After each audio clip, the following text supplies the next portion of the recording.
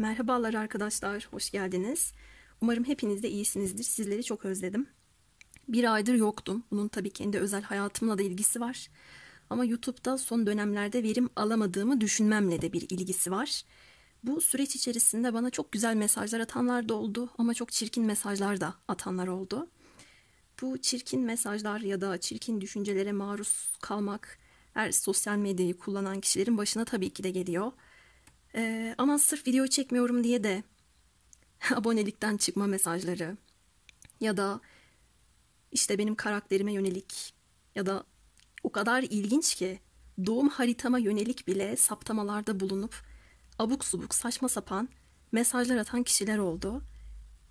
İyi ile kötüyü ayırt edebildim, bir şekilde temizlendi onlar, kanalımdan çıktı diyelim. Ben kendi mesleğimi yapmıyorum her şeyden önce.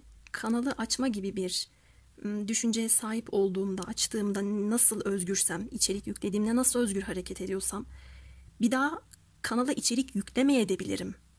Kendi hayatıma dönmek isteyebilirim, kendi mesleğimi yapmak isteyebilirim. Hatta ve hatta kanalı kapatmak isteyebilirim. Ben kanal sahibi olarak bunu yapmakta hak görüyorum kendimde, hakkım, doğal. Ama bunu yapıyorum ya da yapmıyorum diye hakaret mesajları almak, olumsuz eleştiriler almak hiç normal bir şey değil. Bunları yapan arkadaşlar nasıl bir kafa yapısına sahip bilmiyorum ama sizin hayatlarınızdaki sağlıksız enerjiye başka insanlar bulaşmak zorunda değil. Biz sizin stres topunuz değiliz, psikoloğunuz değiliz.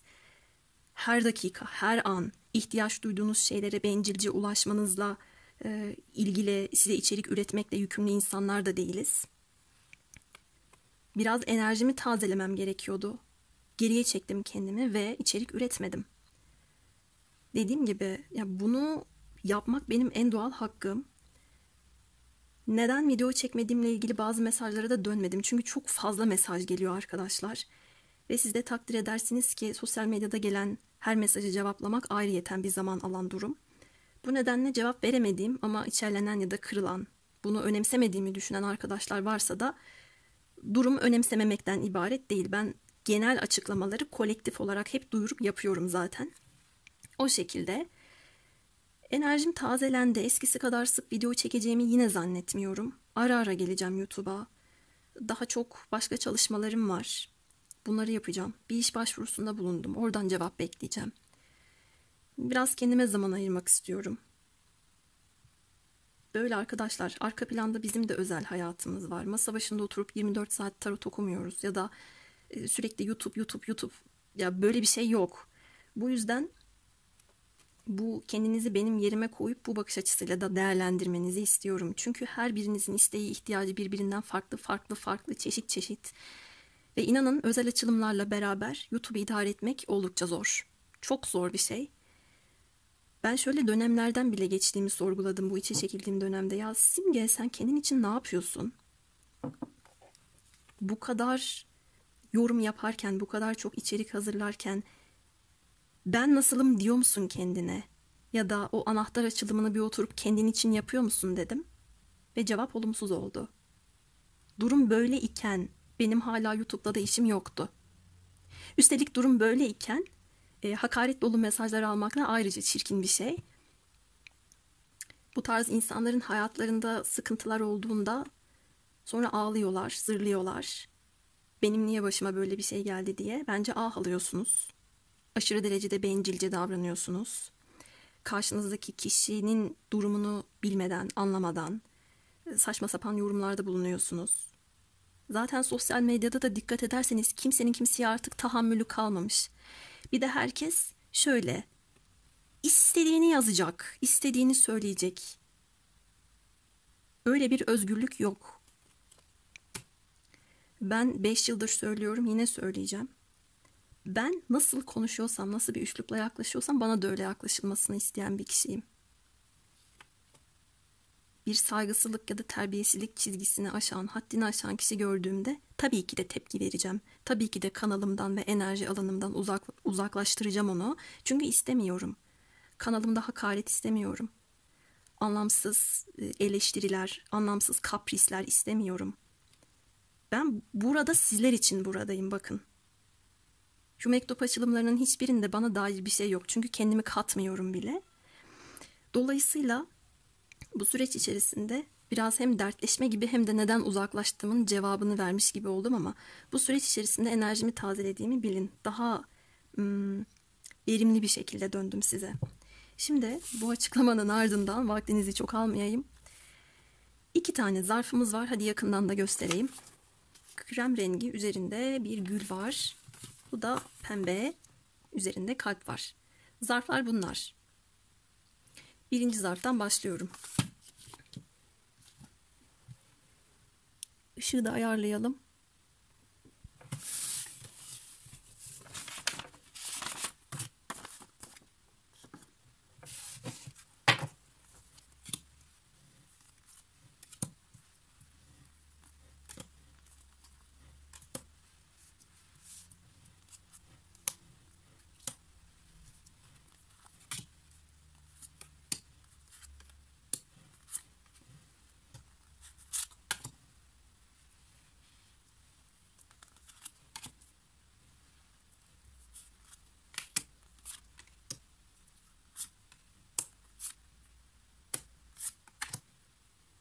Şunlar da konuşturma kartlarımız.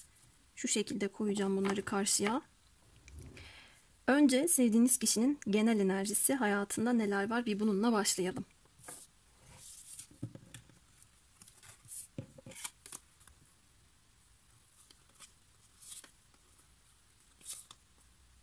Aa, ne ilginç. Bir dolunay, bir yeni ay gelmiş.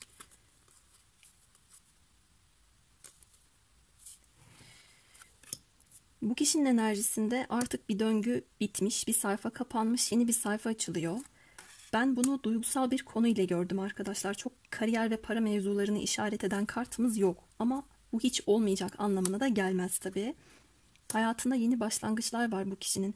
Eğer siz bir ilişkiye, bir flört durumuna yeni başladıysanız, geçmişini tamamen geçmişinde bırakarak tertemiz bir enerjiyle, kalbinin sesini dinleyerek sizinle bir başlangıç yaptığını bilin.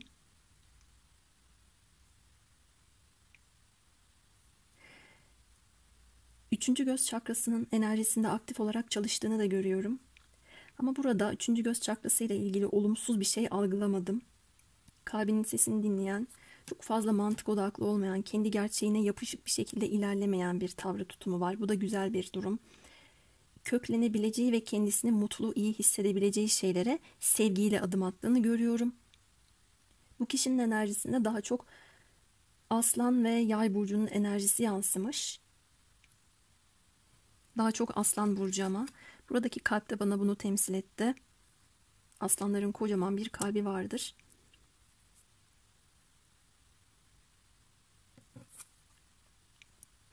Eğer bu kişi bir çocuk sahibi ise gündeminde çocuğuyla ilgili güzel haberler alması, güzel gelişmeler yaşaması durumu da var. Bir yolculuk gözüküyor bu kişinin gündeminde. Sevdiği kişinin yanına gitmesi, sevdikleriyle görüşmesi veya çocuğunu yanına alıp da tatile çıkması gibi bir durum da söz konusu. Kendi iç dünyasında çeşitli farkındalıkları olmuş. Bunun aşk ile ilgili bir bağlantısı var. Yeni ilişki görüyorum ben baktığımda. Çok berrak, temiz, karışık olmayan bir enerjisi yansıdı. Ben bazı şeyler için hazırım dediğini gördüm. Şuradaki ağaç sembolleri dikkatimi çekti. Ağaç bize köklenmekten ve sağlıklı enerjiden bahseder.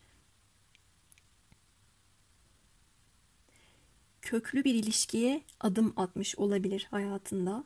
Şu anda ben bu kişinin hayatına öyle çok meşgul, başını kaşıyacak vakti yok, İçinden çıkılamaz durumlar yaşıyor gibi yorumlayamam. Öyle bir durum görmedim. Sadece bazı konularda deneyimsiz olabilir. İyimserliğini koruduğunu görüyorum. İnanarak hareket ettiğini görüyorum.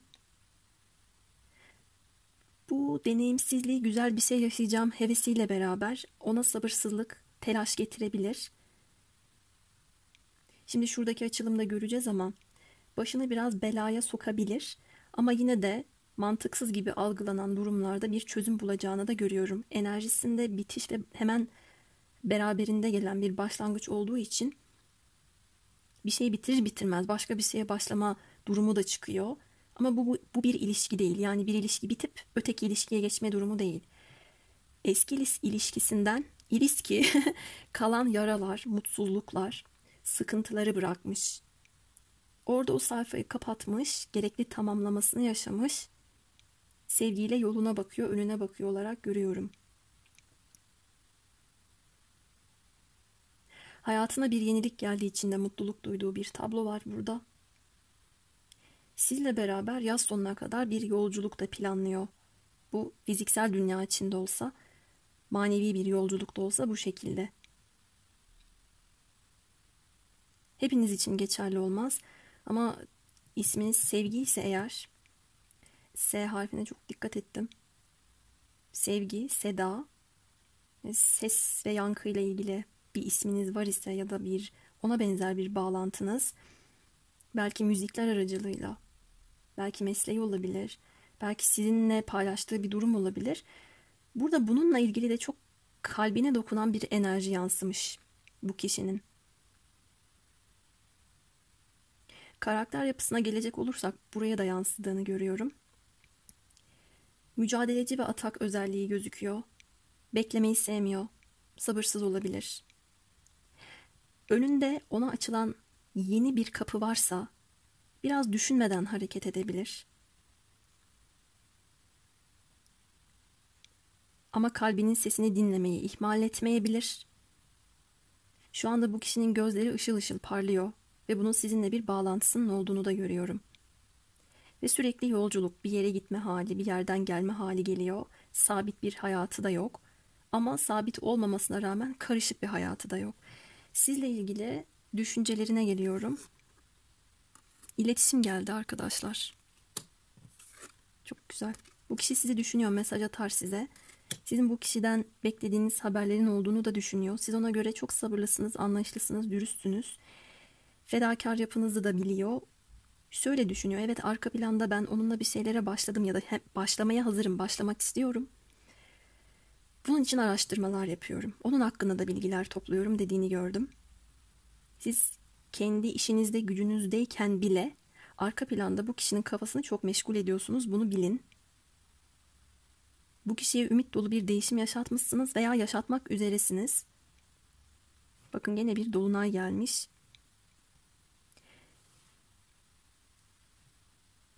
Bir sonraki dolunay ya da bir önceki dolunayla önümüzdeki yeni ay süreçleri arasında bu kişiyle bir değişim dönüşüm yaşadığınızı görüyorum.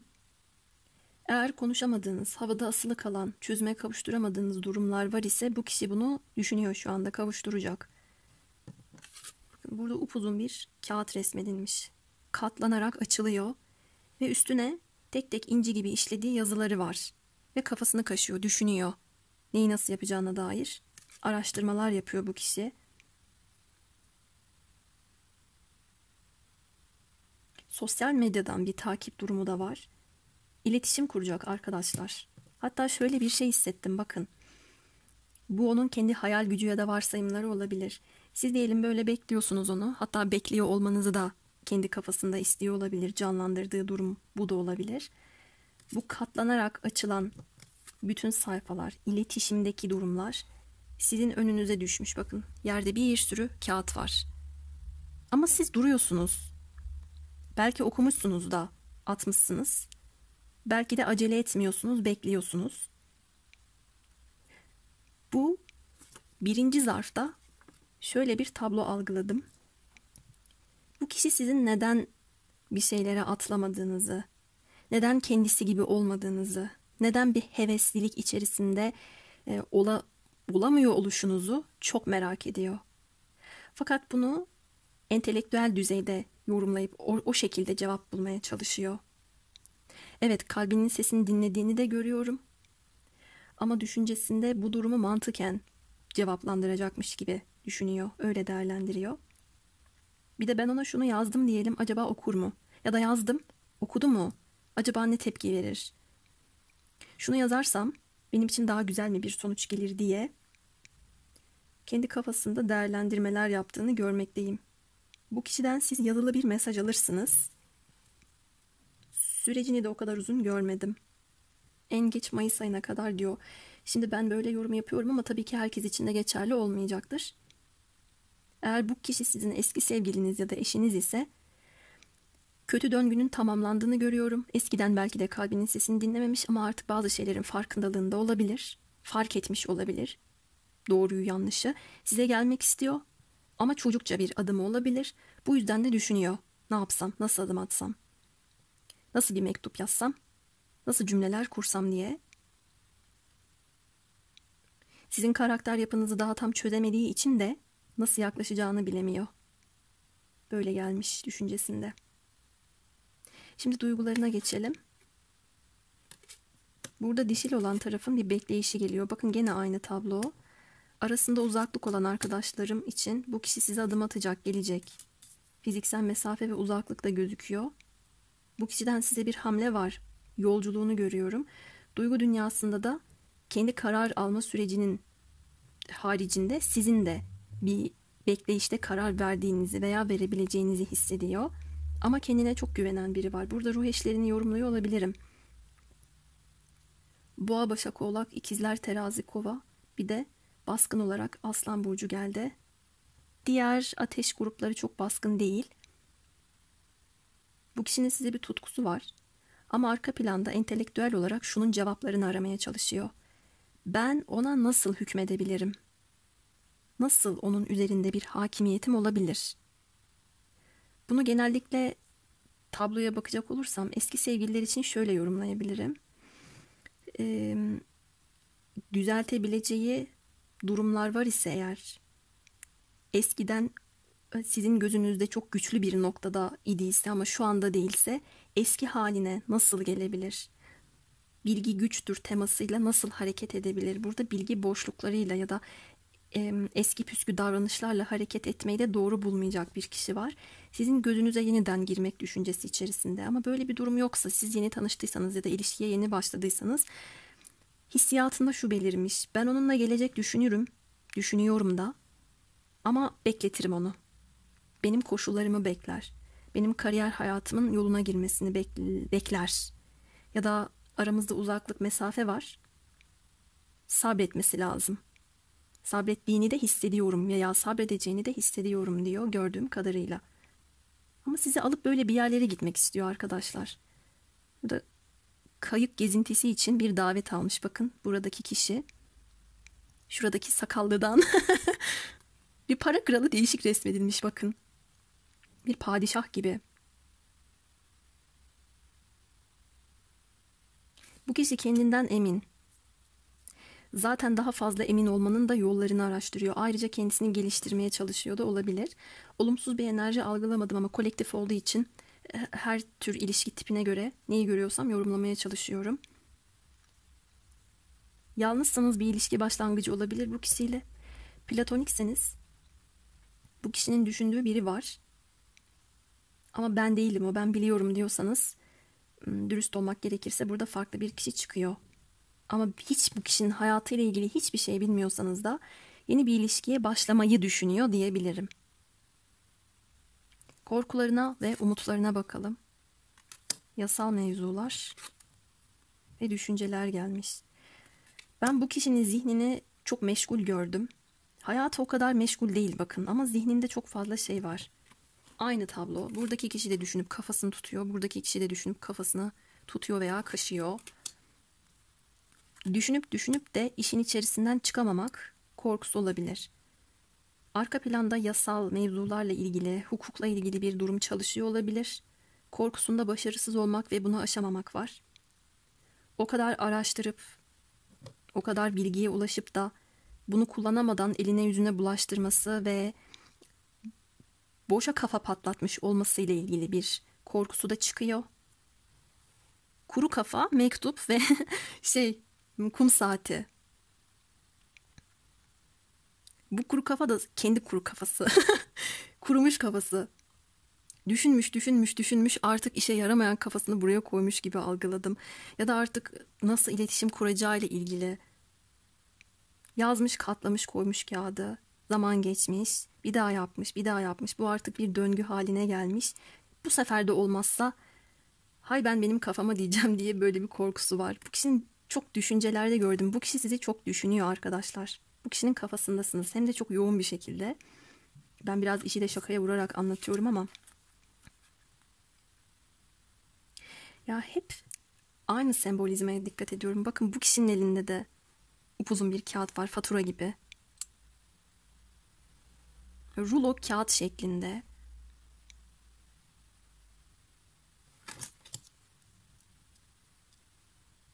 Doğrudan iletişim, araştırma. Ya da bakın şu da olabilir. Ben az önce tek taraflı yorumladım ama bu kişi sizi tanıyor olabilir. Çok iyi tanımasa da göz aşinalığı ya da aynı iş yerinde çalışma durumları, aynı okulda olma durumları. Şurada kapısına gelmiş bu kişi, belki de komşu olma durumlarınız olabilir. Ama sizin hakkınızda çok fazla bilgiye erişmeye çalışsa da, didinse de erişemiyordur. Bu yüzden de savaş verdiğini görüyorum. Yine hepiniz için geçerli olmaz ama belki tanıdığı arkadaşları var.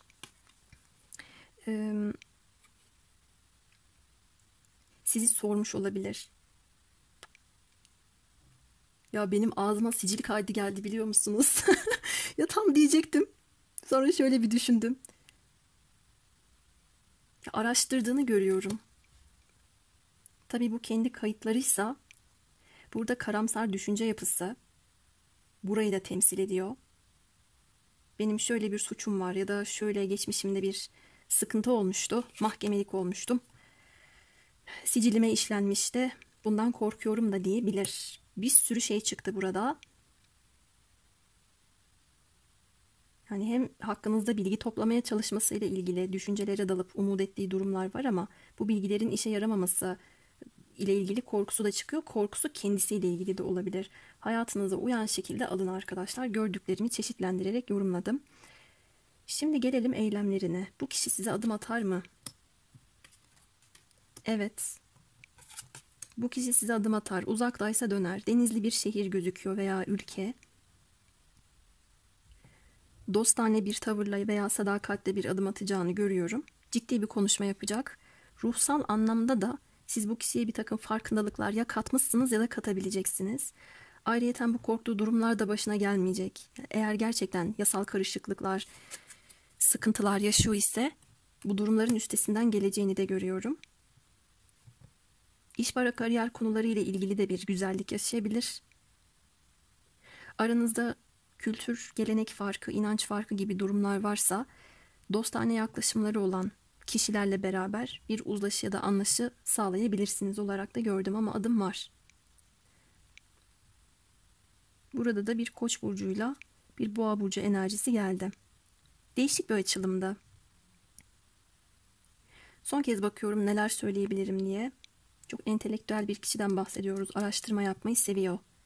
Belki size kendisini yüzeysel gösteriyorsa öyle değil. Her şeyi çok düşünüyor.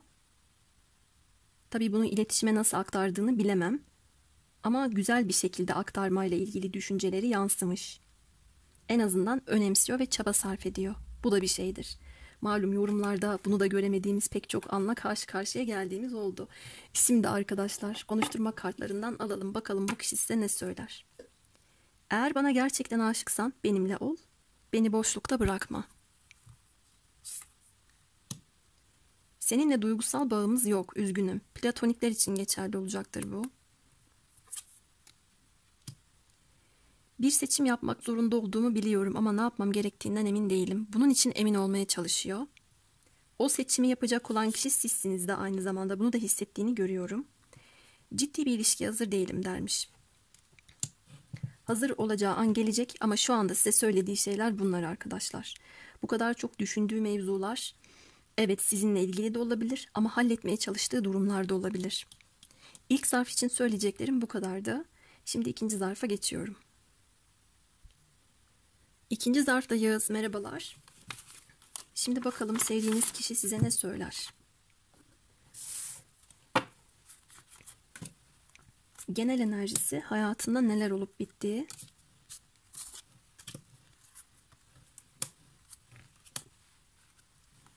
Sizle ilgili düşünceleri, duyguları,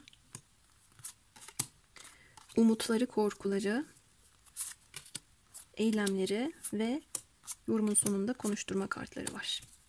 Bunları da buraya koyalım. Aa, çok ilginç. Bire fazla kart gelmiş. Size 3 tane gelmiş. İhtiyaç duyarsam alırım, duymazsam almam arkadaşlar. Enerjiye göre bakacağız. Belki ona düştü.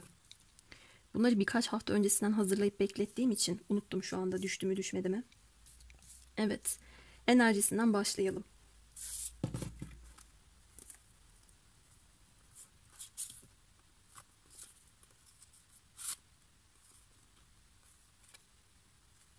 Anladım. Bu kişi duygularına teslim olmak konusunda fazla temkinli davranıyor. Çünkü korkuyor. Onun için şaşırtıcı bir insansınız. Ya da hayatının şaşırtıcı bir döneminde bu değişim ya da bu durum beni nereye götürecek endişesi yaşıyor. Genel anlamda para açısından da, kariyer açısından da, aşk ilişkiler açısından da hayatına bir kısmet çıktığı zaman incinmekten o kadar korkuyor ki kendi iç dünyasında kendisini sabırlıyım ya da acele etmiyorum, bekliyorum diye oyalasa da ya da öyle zannettirse de kendisine çok büyük bir duygularına ya da yaşayabileceği şeylere ket vurma olayıyla karşı karşıya bırakıyor kendisini. Gözlerini kapattığında enerji açısından hayatında kısmetli, güzel, bereketli şeyler yerine bunlara adım attığını varsayıp bunların tam tersi bir şeyle karşılaşabileceğini düşündüğünü görüyorum. Bu yüzden de enerji açısından konfor alanının dışına çıkamıyor. Alıştığı düzende, alıştığı ortamda ya da alıştığı tavır tutumda kalıp oradan devam etmeyi yeğliyor. Yalnız ben bu kişinin sağlık sıkıntılarını da görüyorum, çok büyük olmasa da. Ufak bir dikiş, ufak bir kesik, bir diş, bir operasyon, ağızla ilgili bir durum ya da elinin kesilmesi, el ameliyatı. Böyle bir şeyler olabilir. Şu an hayatına baktığımda incinebilirlik bu nedenden ötürü de gelmişe benziyor. Sadece duygusal anlamda kırılganlık ya da hassasiyet değil de iyileşme döneminde olabilir. Buna da baktığımda 14 Haziran'a kadar devam edecek olarak görüyorum. Bu kişinin konfor alanının dışına çıkması biraz geç olabilir. Arka planda çalışan bir enerji de kendimi geliştirmeliyim. Ya da bu durum, bu düzen bu şekilde gitmeyecek. Artık duyguların derinliğiyle samimi bir şekilde içimden gelerek yaşamalıyım. Hayat akarken ben kendimi böyle tutmamalıyım, baskılamamalıyım. Bu benim içimde de bir huzursuzluk sebebi dediğini görüyorum ama yine de bunun farkında olması bunu yapacağı anlamına, yapabileceği anlamına gelmiyor. Bilinçaltı seviyesinde bir olumsuzluk çalıştığı çıkıyor. Aslında şanslı da bir insan. Akrep ve Yay burcu teması geldi. Akrep bize dönüştürücü bir etkiden bahseder. Buradaki balık şans bereket noktasında Jüpiter olarak değerlendirmek istedim. Burada iyimserlik ve şanslı hissetme konusunda hep arka planda onu tutan bir enerji var. Ben bu açılıma bir yedek kart daha açmak istiyorum. Bu bilinç altında çalışan şey neymiş bir bakalım. Neden böyle konfor alanının dışına çıkamıyor? Asıl neden ne? Ve kendisi böyle yaptığı için zaman zaman da kendine sinirleniyor. Sonra belki de kendisini incitiyor. Para beşlisi. Bir çaresizlik, umutsuzluk, basiretsizlik ve olmayan odaklanma var. Sağlıkla ilgili bir şey olabilir demiştim ya. Bakın adam hastane kapısının önünde oturuyor. Belki bu babası olabilir, tanıdığı yaşlı bir adam olabilir, belki kendisi olabilir. Yaşı böyle olmasa da böyle hissediyordur. Benim kolum kanadım kırıldı, çürüdüm, yaşlandım. Kendimi çok yıpranmış hissediyorum diyebilir. Medikal bir durum gözüküyor. Genel anlamda bu kart bize parasızlığı verir. İş için başka yere gitmek durumunda kalacaksa şayet, bundan dolayı da biraz gözünün korktuğunu algıladım açıkçası. Bu yüzden de hayatında olmayana o kadar uzunca süre odaklanmış ki önündeki kısmeti görmüyor ve bu yüzden hayatında büyük bir karar almak onun gözünü korkutuyor. Enerjisi de düşük ayrıca. Çok karamsar.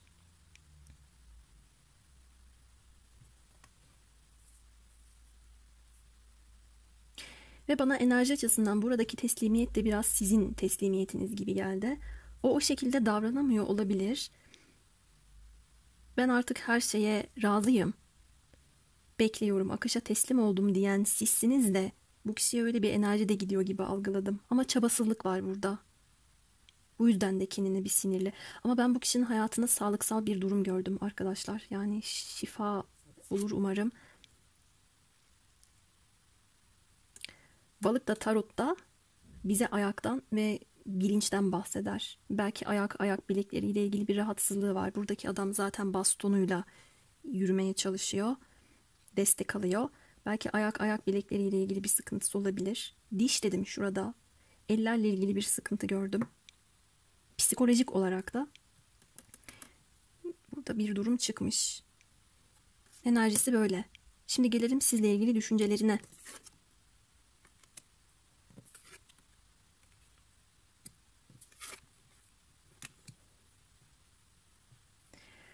O kadar şaşırdım ki şu anda. İlk mektuptaki ilk kart da aynı karttı. Bu da aynı kart. Sizle ilgili bir iletişim kurmak istiyor. Ama o kapı ona açılmayacak diye yine o yokluk bilinci çalıştırması, umutsuz olması, karamsar olması yine geliyor peşi sıra. Bu kişinin zihninde siz kalmasının verdiği bir zedelenme var. Çözüm bulmak istiyor, sürpriz yapmak istiyor size. Kapınızı çalmayı düşünüyor. Buradaki hastane kapısı siz de olabilirsiniz. Sana geldim beni iyileştir der gibi. Bu cümleyi söylerken de oturduğum yerde başım bir hop döndü. Bakın buradaki adam yaşlı, buradaki kişi genç.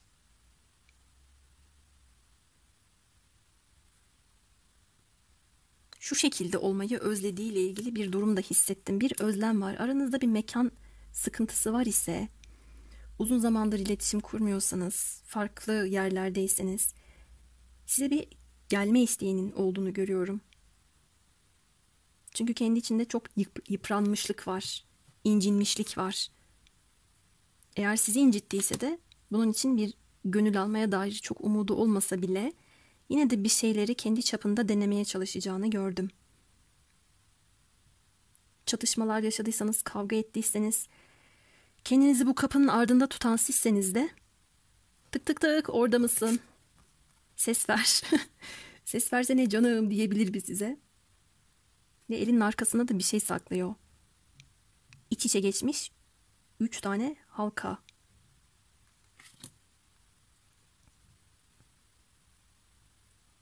Ama ben size hissettiğimi söyleyeyim. Kendi çapında bir çözüm bulmuş gibi demiştim ya. O iç içe geçmiş 3 tane halka bana çok çözüm gibi gelmedi. Onlar nasıl tek parça halinde olacak ki diye düşündürdü bana. Şunu da düşündürüyor. Eğer sizinle bir iletişim kuracak ise bu iç içe geçmiş halkalar bir şeylerle bağdaştırdığı, artık çözüm bulduğu ya da size kurduğu iletişim ve bulduğunu düşündüğü, sonuçla da bağdaştırabileceğini düşündüğü konular. Ne dolaylı anlattım.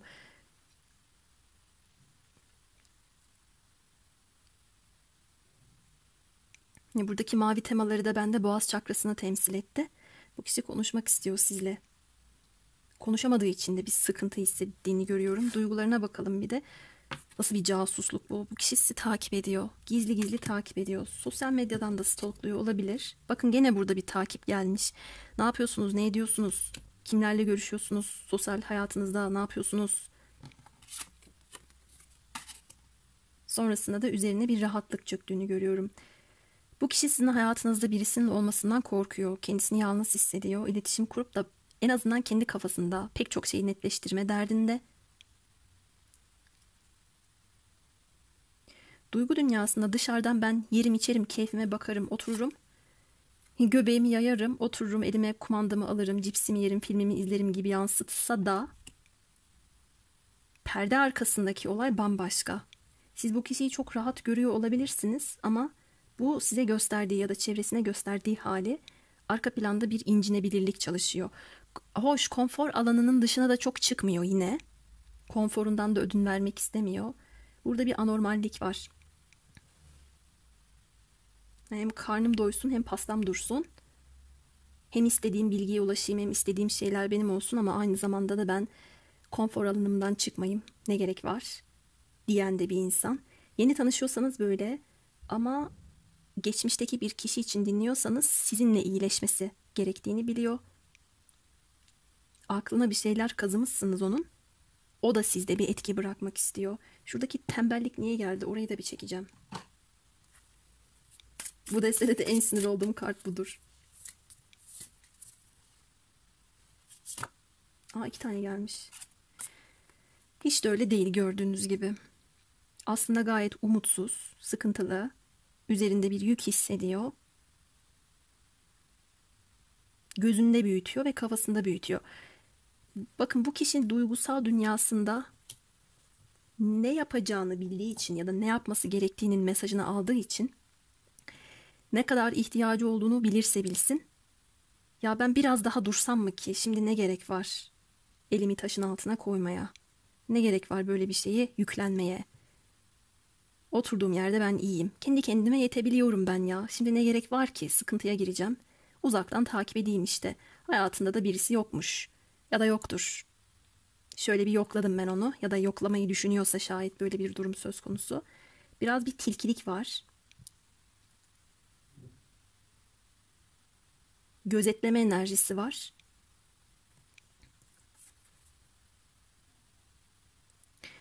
Ne kadar çok yönlü ve bu pembe deste, pembe zarf karışık geldi. Mesela buradaki her söylediğim tek bir kişiye uymayabilir. Uyanı alın. Yani evinize yakın bir yerlerde oturuyorsa da evinize kim giriyor, kim çıkıyor, bunlara çok baktığını gördüm. Doğru çözüm yolunun ne olduğunu daha kendisi tam bulamamış. Size buldum diye gelip bir nabız yoklayabilir. Orada ihtiyaç duyduğu bilgiyi aldıktan sonra buradaki haline devam edebilir. Ve oturup da bir şey izleyebilir. Ne gerek var der ki. O kadar da üşengeç resmedilmiş ki yediklerini de yere koymuş. Kalkıp bir mutfağa bile götürmemiş. Duygu dünyasında da isteksiz. Hem ihtiyacı var hem isteksiz. Şimdi yani ne denir ki buna? Gene de eylemde bakarız ama umutlarına ve korkularına bakalım. Yaşam alanı ve bir sürü mücevher var, hediyeler. Evet, o konfor alanından, evinden, belki de yaşadığı düzenden çıkmak istemiyor. Belki çok zengin olma hayali var. Umut ettiği şey lüksün de lüksünü yaşamak olabilir. Ya da şu anki koşullarından çok daha iyi bir yere gitmek olabilir. Kendisi geldi.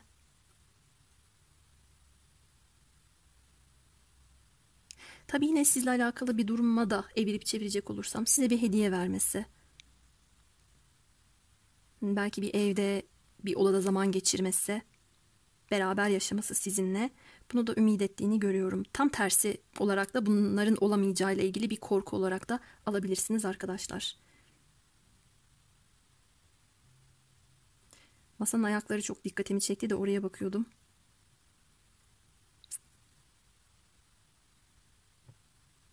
Buradaki zemin de öyle bir resmedilmiş ki sanki kaygan gibi. Korkusu şu olabilir. Bu masanın üzerinde bin bir çeşit, incisinden tut altınına kadar, antika eşyasına kadar değerli, kıymetli şeyler olduğu için bu kaygan zeminle beraber bunların düşeceğinden ya da bir kayıp duygusu yaşayacağından yana bir korkusu da var. Bu kişi bugün benim açılımlarımda, bakın ilkinde de böyle oldu. Aklıma değişik değişik şeyler geliyor. Bu kişi evden evine çok bağımlı olması ve konfor alanına çıkmamasının nedenleri arasında evinde kıymetli şeyler taşıyor olması da olabilir. Böyle de görüyorum. İlginç, değişik.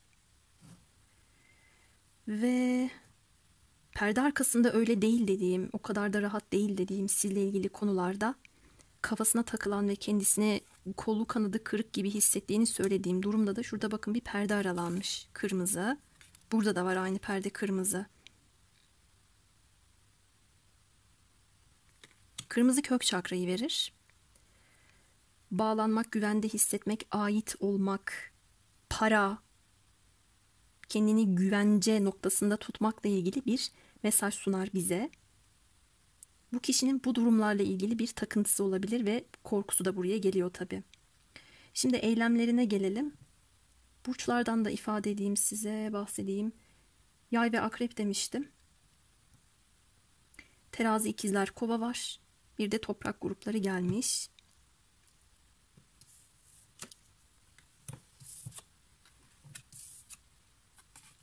Yakın vadede bir adım yok. Uzak gelecekte bir şeyler olabilir. Ben seni çok düşünüyorum. Sana adım atmıyor olmam ya da sana mesaj göndermiyor olmam seni düşünmediğim anlamına gelmiyor dediğini görmekteyim. Aranızda yapılması gereken ama henüz yapamadığınız ciddi bir konuşma varsa bu ikiniz için de geçerli. İkinizin de kafasında çok fazla dolanıyor bu mevzu. Ama bakın, bu destede 2 kadın 2 adam vardır. Buradaki kadın çok saraylı şekilde resmedilmişken buradaki adam bir işçi, bir çiftçi olarak resmedilmiş. Karşılaştırma yapıyor olabilir. Veya bu ilişkide mücadele etmesi gereken, aslan kaplan kesilmesi gereken, cesur olması gereken benim diyebilir. Bu yüzden de konfor alanından çıkmayı şu anlık yemiyor olabilir. Böyle diyeyim ben. Tabii arka planda bilinçaltı düzeyinde bir incinebilirlik noktası da çalışıyor. İyi, incilerin dökülmesine otur. Bakın şurada da kaygan zemin olarak dikkatimi çeken durum buna da işaret ediyor gibime geldi. Biraz daha bakalım. Uzak vadede bir adım var. Daha çok kış zamanlarını veriyor arkadaşlar. Ben yakın zamanda göremedim. Şu da olabilir. Temmuz ayında bir Oğlak Burcu'nda dolunay gerçekleşecek. O arada da bir adım gelebilir ama yakın zaman içerisinde görmüyorum. O kafasında bir şeyleri değerlendiriyor. Oturduğu yerden de hayaller kuruyor. Şimdi konuşturma kartlarını alalım. Benimle bir aşkı yaşamaya var mısın? Yoklama cümlesi bu. Yoklayacak dedim ya. Bu neymiş? Seninle derin bir bağ kurduğumu düşünüyorum. Ruh eşim olabilir misin? Bunu kendisi de sorguluyor. Arka planda bu konuyla alakalı bir merak ve bir yakınlık hissettiğini de görüyorum. Sana düşündüğünden daha çok değer veriyorum diyor ama göstermiyor arkadaşlar. Bu kişinin böyle bir enerjisi çıktı. Bir tane daha konuşturma kartı çekme ihtiyacında olmadım ben. Zaten fazla tarot kartları açtım size. Bu açılımda ikinci mektupta bu şekildeydi. Bir sonraki video ne zaman gelir bilmiyorum. Ama Nisan ayı içerisinde bir tane daha atmayı planlıyorum. O zamana kadar kendinize çok çok çok iyi bakın. Sevgilerimle.